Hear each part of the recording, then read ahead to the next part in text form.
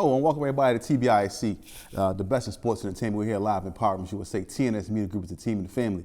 I want to welcome everybody to Fight Night on TBISC, where we kind of recap fights that happened last week on November the 22nd. I believe we had a great card by Turki Al-Sheikh and Riyadh Season over there. We had some good fights, man.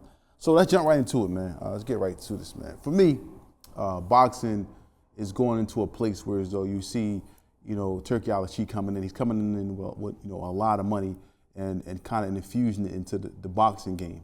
I think he's trying to put on the most exciting fights for the boxing fans. As you can see, every time it's an event, Riyadh Season, there's always something. Turki Al-Sheikh is bringing the fight game to the forefront with big fights. You just saw Canelo and Crawford, a big card, and now we go into this fight this past week, where you see, the likes of Devin Haney, likes of David Benavidez, the monster. You had Abdullah Mason. You had Anthony Yarde. A lot of these fighters were on this card. These big name fighters who fought. You had Jesse Rodriguez who fought. But let's get into this fight, man. The first fight I want to speak about, of course, is David Benavidez, the main event. The Mexican monster who took on Anthony Yarde. In my opinion, like I said before, I thought that Anthony Yarde was good game, but nobody's going to be able to withstand the punch output, the skill level, and the pedigree and the heart of David Benavidez. David Benavidez is somebody who comes to get you out of there. As you see, he's still on his front foot. He invites the fighters to come in and fight him while he's on his back foot against the rope. He does it all. He can box in the middle of the ring. Good defense. This kid has it all. I thought that Anthony Yarde, by the fifth round, I thought David was really touching him up a lot, touching him, and to the point where as though I knew the fight was going to be stopped, and it was stopped in TKO fashion, whereas though, KO fashion, where David Benavidez stopped Anthony Yarde late. Now Anthony Yarde is a good fighter, man. Benavidez, Bivol, he's been in there with some tough competition. I just thought that David Benavidez was going to be too much, man. And I want to speak about something too. I know you look at the physique of Anthony Yarde, you see the muscles, and then you look at the body frame of David Benavidez, and you look at it, and you think like, man, Anthony Yarde looks very, very strong, but muscles don't win fights, man. We got to understand that. People got to understand. For those who don't understand that, muscles don't win fights. It doesn't matter how strong you are. It comes down to skills. And then all those muscles can be, hindering on your offense and your defense. When your punches are slow, can't get your hands up fast enough, because all that stuff is just not good to be strong in boxing. I think Anthony Yarde needs to go back to the drawing board and kind of lose some of that muscular physique, because it's slowing his skill level down as far as his punch output. His punches look slow. But when you're in there with somebody like David Benavidez with those 10 punch combinations, there's no way that you're going to be able to withstand that, especially if you're not in great condition or you don't have really good defense. Now David Benavidez has been on a tear. With this fight, with Anthony Yarde, before that he just running through fighters. He's now at 175. He has some competition there. We want to see him in the ring with Benavidez and Bivol. We want to see him in the ring with those guys. Those are the fights we want to see. And I think Turki Al-Sheikh is the one who's going to be able to make these fights happen at some point. I think that these fights will definitely be, on the menu for David Benavidez going forward. Now they have some business they have to handle, but I believe that David Benavidez will be seen in the ring sometime next year against one, if not both of these opponents next year sometime. And will he win these fights? I don't know, but I wouldn't bet against David Benavidez, the monster. I wouldn't bet against him. I think that he has all the skills to be undisputed at 175 pounds and possibly moving on up to, heavyweight and so forth and so on, and being a cruiserweight, wherever it is, and bringing havoc, because he has the skill level to do so. Now, let's roll on to another fight in the co-main event. Devin Haney, defeats Brian Norman Jr. By unanimous decision. Ultimately dropping Brian Norman Jr. with a left hook, and then a right hook, then a right cross, which put Brian Norman Jr. on the canvas. Brian Norman Jr., I knew he wasn't going to win this fight. I didn't think he had the skill level to keep up with Devin Haney. Devin Haney, he may not have a lot of power. He only has, Devin only has 15 knockouts. But Devin Haney, 33 fights, a lot of amateur experience, undisputed before a fighter who's fought better competition than Brian Norman Jr. and a person who has skills. I know he got touched a lot in the Ryan Garcia fight. I think that in the Ryan Garcia fight, I think that Devin Haney just underestimated Ryan Garcia and thought that he was going to kind of, outbox him, and ultimately box his way to a victory. But he could have done that. Some say that Ryan Garcia was on steroids, but that doesn't matter.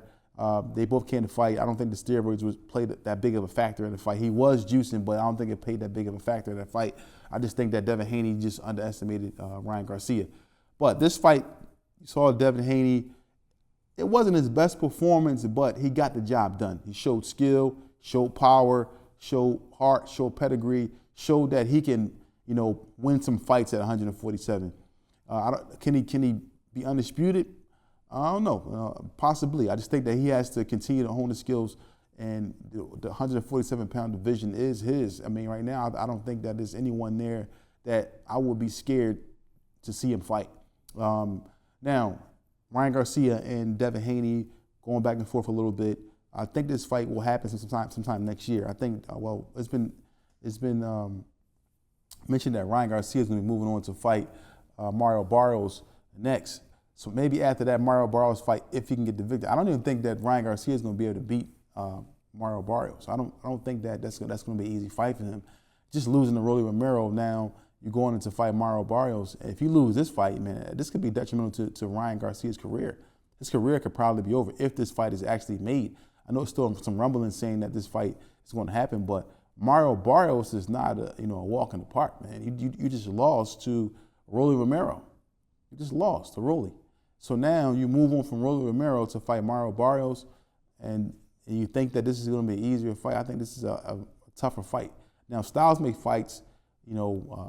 Everybody knows that Rolly is real awkward and you can't really time him unless you're somebody like Tank Davis who timed him perfectly. But it's not a fighter that you can overlook. Now, moving on to this fight with Mario Barrios. Mario Barrios is a champion. Mario Barrios is someone who just fought Manny Pacquiao. Didn't look so great against Manny Pacquiao, but Mario Barrios is still a champion. He still holds that belt. So I'd like to see what happens with this fight. Mario Barrios is 29-2 with 18 KOs. Now, back to the Riyadh card. There's another fighter who's Cleveland area. We have Abdullah Mason, 21 years old, 20-0, 17 KOs. Just won his first belt, the WBO title. Looking very, very good. The first, Sam Noakes, I believe that's his name, before Sam, they both were bloody in this fight, a lot of scars. Both, I just thought that Abdullah Mason showed pedigree. His body attack, he was pressuring him, staying in front of him a little bit too much, but ultimately, he stopped him. But I just think that, I'm sorry, he didn't stop him, got a unanimous decision. But ultimately, I thought the fight should have been stopped a few times. It was like, Sam was taking a lot of punishment, bloodied up in the face, was getting beat to the punch every time. So for me, I thought this fight should have been stopped. Maybe I think early in the ninth or middle of the ninth round, I think they probably could have stopped it. But shout out to Abdullah Mason for what he's been doing. Finally got that strap at 135 pounds. I'm sorry. Now he has the title. What's next for him? Do we get, I don't know. We get some fights. Maybe we can see him, maybe Tank. I don't know. These fights could be made. It depends on what people want to see. Now I know Tank is going through some legal issues right now. Just dropped off the fight with Jake Paul. Whereas though he, of course, an unfortunate situation. Whereas though we don't know what's going to happen next with Tank. But we do know that Tank is still a draw and probably one of the top draws in boxing. But I don't know if he comes back and fights somebody like Abdullah Mason or somebody like Shakur Stevenson. I don't know. But these fights are there. But back to Abdullah Mason. This is an up-and-coming kid, only 21 years of age. Only 21 years of age, 20-0, 17 KOs. Look, really, really good in his last fight. is there anyone that's going to be there willing to take on this kid at 135 pounds? I don't know. The division is kind of, a lot of people move out of the division. You do have some people that still there probably can make that weight, like Pitbull Cruz. Pitbull Cruz moved up to 140, but he probably can make 135. I don't know. But these are all fights that are there that can be made at 135 pounds, whereas though you have, Abdullah Mason there, who's going to be someone that a lot of people are going to probably get Abdullah Mason flu and avoid this guy at some point. So, but I look forward to seeing what happens with Abdullah Mason. Shout out to Abdullah Mason, man. Keep doing what you're doing. Now let's move on. Another fight. Jesse Rodriguez just defeated Fernando Martinez, 10th round KO. Jesse Rodriguez, man, he's unified WBC, WBO, and WBA champion. Is there anyone that can beat this guy, man, at a super featherweight? No, I don't think so. I think that he has all the skills.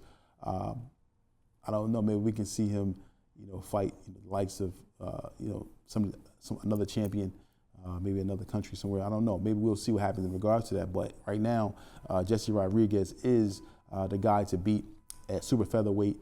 He is someone who is going to continue to hold that division down. I don't see anyone beating him there at super flyweight. I apologize, super flyweight. I don't see anyone beating him there in that division. So I want to see what happens going forward. But I want to thank everybody for tuning in to TBIC Boxing. This is my thoughts. This is my opinions. It's TBIC, the best in sports entertainment.